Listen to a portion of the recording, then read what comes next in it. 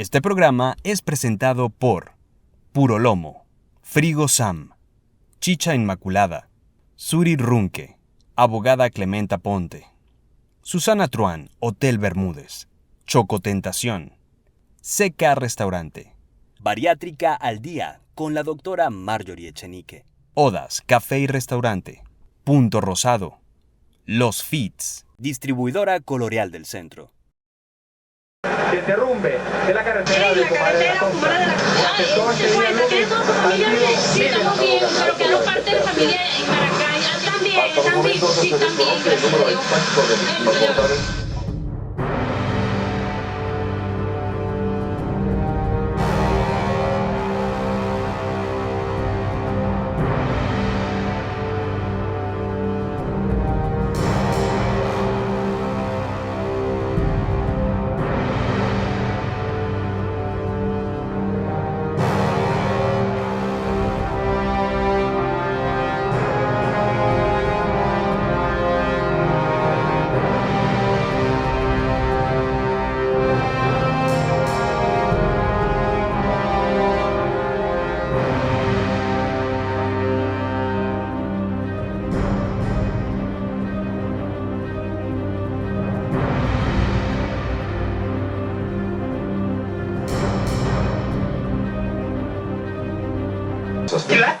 Que encuentran precisamente un gran equipo de militares hacia Ocumare de la Costa, que es donde se encuentra la gran cantidad de personas incomunicadas en la carretera Ocumare de la Costa.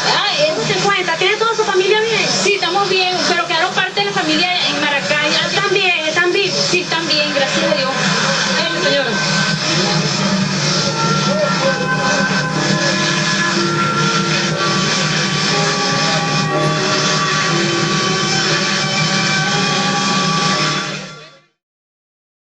Crecieron todos esos afluentes, desde Portachuelo, desde arriba que mencionaba de Rancho Grande, hasta Capuchino. Tengo entendido por los reportes que fue de alrededor de 180 milímetros, algo completamente atípico, una lluvia de meses que cayó prácticamente en un día. Toda esa zona se inunda de una manera muy fuerte. Los días previos hubo lluvias también bastante copiosas y eso terminó desencadenando pues toda esta serie de eventos que lamentablemente terminó siendo la tormenta perfecta y costó muchísimas vidas.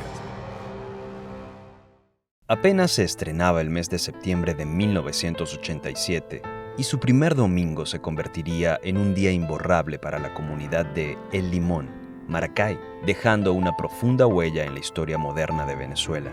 En tan solo un día, la zona afectada recibió la cantidad de precipitaciones equivalente a 2 meses de lluvias regulares, trayendo como consecuencia el desbordamiento del río El Limón, que con su fuerza incontenible dejó a su paso derrumbes, inundaciones, destrucción y muerte. Todo se perdió, porque a nosotros no nos quedó sino en el piso donde nos parábamos de la casa. Ahí no quedó nada. Y nos quedamos ahí en la sala, cuando la pared nos cayó encima. Que yo nunca había visto llegar el río hasta la mitad de mis piernas, allá en plena avenida Universidad. Fue algo muy rápido, o sea, es decir, cuando realmente mi mamá se dio cuenta que la situación era una situación de peligro, nos saca a todos rápido, ¿no? Se veían bajar todos los escombros, los árboles, empezó a bajar gente inclusive, porque empezó a bajar el río Los Capuchinos y nada, ya ahí no había más nada que pensar, fue mucho lodo, fueron gritos, desesperación, era de noche, fue bastante terrible ese día. Atendiendo a los heridos, quienes en su mayoría presentan cuadros de dificultad respiratoria y crisis nerviosa. El Papa Juan Pablo II igualmente expresó al pueblo de Venezuela su hondo pesar por la tragedia ocurrida en el estado de Aragua, en la que perdieron la vida numerosas personas y centenares de familias quedaron sin techo.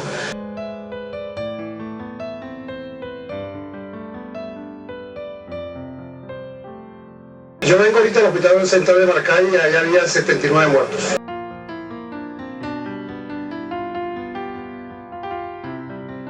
En los años 74 y años 78 crece en 2 oportunidades la quebrada del Manguito. Esa quebrada del Manguito está ubicada precisamente en el centro, en el corazón del Limón, que es la que pasa detrás del Club Montelíbano. Esa misma quebrada fue la que ocasionó hace 2 años, el 9 de septiembre, el último deslave que tuvimos, con características similares.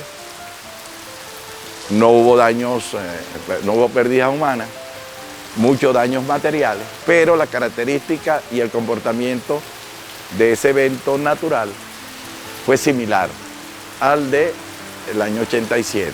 De acuerdo con las estadísticas del Servicio Autónomo de Defensa Civil del Estado Aragua, entre los años 1987 y 1988 hubo un total de 18.383 personas evacuadas, 294 heridos, 90 fallecidos y 28 desaparecidos. Yo tenía 5 días en Ocumare porque era la celebración de las fiestas del Playón, que es la Virgen de la Begoña. Yo regreso a eso de las 11, 12 del día. A la 1 de la tarde estaría a la altura de Rancho Grande. Sigo bajando y cuando llego cerca de Guacamaya, veo que hay una cola de vehículos que no podían ya pasar porque había crecido uno de los ríos, Guacamaya. Ahí comienza a detenerse el tráfico y había la crecida del río, no solo ese, sino todos los otros habían ido creciendo. Estamos hablando de la 1 de la tarde.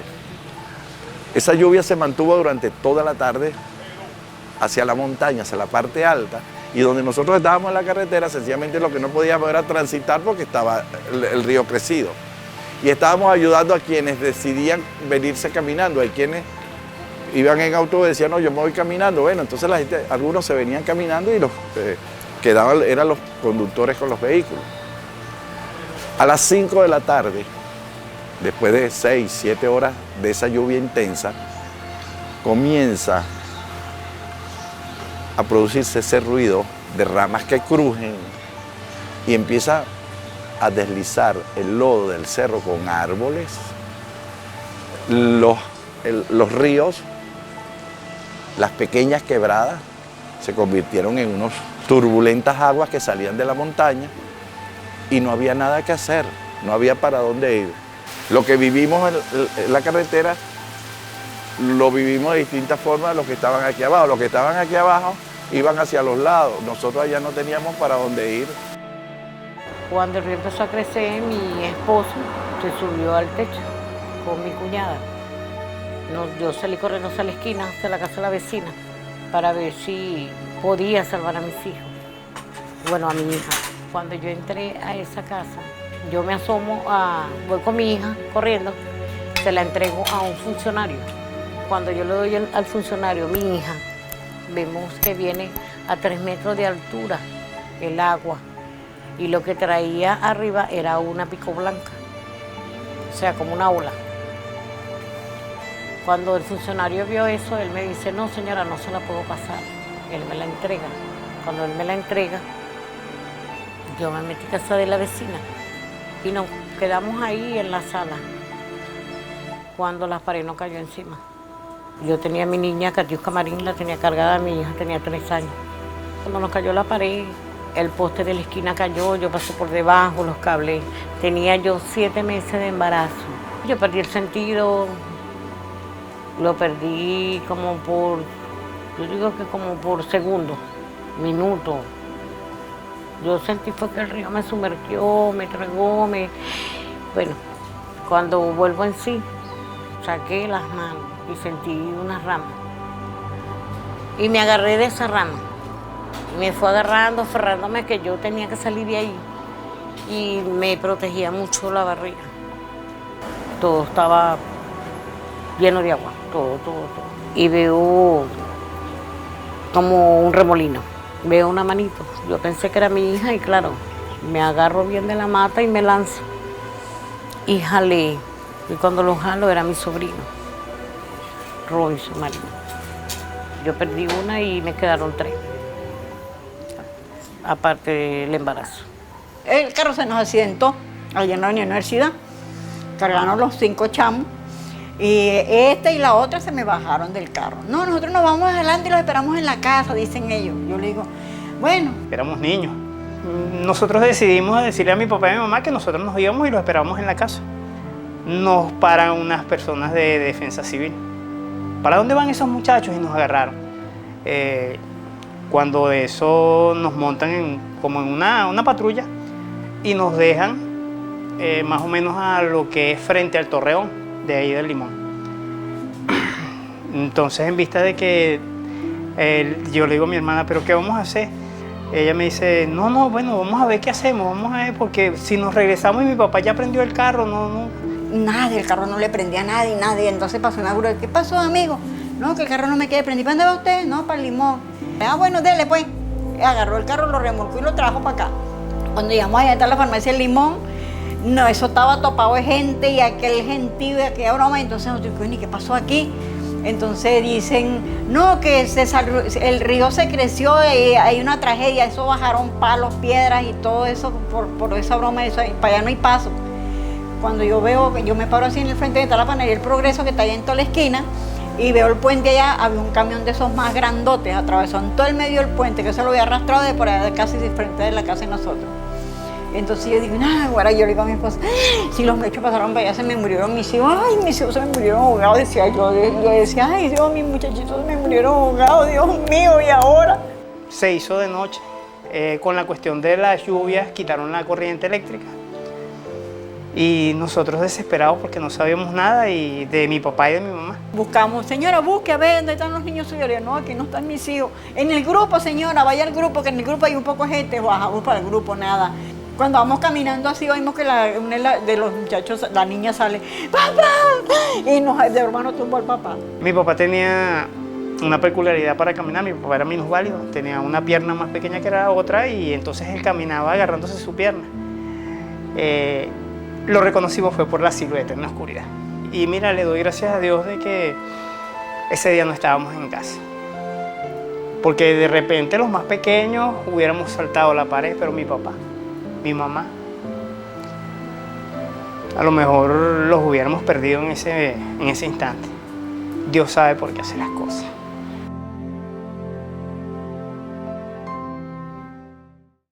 Alguien pasó gritando y como avisando, ¿no? Entonces, claro, nunca se imaginaba uno que el río iba a ser un desastre así. Sin embargo, fue tanto el énfasis, o sea, tanto la situación que mi mamá salió. Entonces, cuando nos dice, nos vamos, nos tenemos que salir todos. Fue algo muy rápido, o sea, es decir, cuando realmente mi mamá se dio cuenta que la situación era una situación de peligro, nos saca a todos rápido, ¿no? Se corría por todas los medios de comunicación de que había desaparecido Mataseca. Y muchos de nuestros amigos y familiares pensaban que habíamos desaparecido porque habíamos muerto. Cuando salimos al otro día, el territorio era otro. De hecho, caminábamos a nivel de los cables. Uno de los detonantes de la tragedia del Limón, además del exceso de agua en la montaña, ha sido o fue la deforestación. Y la deforestación por varias causas, no solamente por las naturales. Llamamos un proceso geológico, geomorfológico, meteorológico. Básicamente ese tipo de procesos ocurre por lluvias intensas en cuanto a la cantidad o volumen de agua que cae, concentrada en el espacio, y además de eso en zonas donde hay pendiente o inclinación muy pronunciada. La tragedia del 6 de septiembre no afectó solamente el Limón, afectó a toda la ciudad de Maracay. Eso fue algo impresionante de ver. La capa de lodo en la zona, hubo zonas donde llegó a 3 metros de altura sobre la carretera. No hubo señales previas, no hubo autoridad que nos dijera qué era lo que estaba pasando, ni nada por el estilo. Simplemente que cuando se vieron, cuando mi papá por lo menos vio que estaba creciendo el río, tomó medidas, como todos los lugareños por acá. Papá cerró el portón y puso como un muro de contención. Por eso la casa no fue damnificada, sino afectada. Él tuvo la previsión de hacer eso cuando vio que el río enfrente estaba creciendo. Sin embargo, otros no corrieron con esa suerte. En ese momento uno no pensaba en una tragedia, porque te cuento que para nosotros los limoneros era común que todos los años los ríos crecieran, porque era anual, las lluvias eran anual. Lo que no nos imaginábamos era que ese día iba a ser diferente. La mayoría de los cuerpos encontrados en El Limón eran sacados y llevados a la medicatura forense, que funcionaba en el Hospital Central. En la medida que comenzaron a bajar los cadáveres en helicópteros con unas mallas, el lugar de acopio fue el estadio de la Universidad Central. Entonces allí es donde llegaban los helicópteros con los cadáveres que trasladaban de la montaña, porque el resto de cadáveres que eran conseguidos aquí, que eran desenterrados, eran de una vez o trasladados a la medicatura forense, y cuando ya no tenían cabida más cadáveres en la medicatura forense, los llevaban al estadio pues, de la universidad para hacer lo que hacían los patólogos, los anatomopatólogos con respecto a los cadáveres. El Parque Los Apamates se convirtió en el lugar donde aterrizaban los helicópteros que traían a las personas que rescataban en la montaña. Los detritos y los desechos del lodo que quedó y todo ese material había que depositarlo en algún lugar, y aquí no había la forma de trasladarlo a otro sitio. La gente habla de que es un cementerio. Bueno, un cementerio sí, si en ese traslado de lodo y de restos de material iba un cadáver. Pero y no enterraron a nadie, y sencillamente el que quedó enterrado fue porque estaba dentro del volumen del traslado de lo que se hacía del material. Las duras imágenes del desastre, las voces de los afectados por la tragedia, pronto comenzaron a ser conocidas a nivel nacional e internacional. Y con la misma fuerza con la que las aguas ahogaron vidas, sueños y esperanzas, un caudal de solidaridad trajo ayuda desde todas las partes de Venezuela y el mundo. El amor y la empatía se hacían presentes mientras aclaraban los días después de la tragedia de El Limón. Más de 1000 familias fueron afectadas en ese día y más de 450 familias quedaron sin nada, sin casa, sin nada, que fueron arrasadas por esta lluvia. En gestión de riesgo lo importante es la prevención, la acción antes de que se presente y revisar la historia. Por eso es que es importante revisar la historia, porque el desastre del río Limón no solamente ocurrió el 6 de septiembre del 86, sino que se vino repitiendo, se había repetido con anterioridad en el año 74, en el año 1980. Luego se repite el 6 de septiembre y luego ahora después en el 2020 el 9 de septiembre. O sea, que la historia en este caso se va repitiendo, pero ¿por qué se repite? Por la falta de prevención. Es más barato la prevención que las acciones después de las acciones de recuperación, porque la recuperación es más lenta, porque las vidas no las podemos recuperar. Porque en la medida que nosotros tengamos personas preparadas, que tengamos una comunidad organizada, en esa medida el efecto del desastre va a ser menor. Uno de mis principales impactos es cuando yo llego al Progreso, donde está la panadería del Progreso, y cruzo a la izquierda, comenzamos a llegar a sacar a la gente desesperada del barro, de las casas que estaba pisando el segundo piso de una casa en el Progreso, cuando empezamos a ver la caída de la gente. ¿Qué es esto?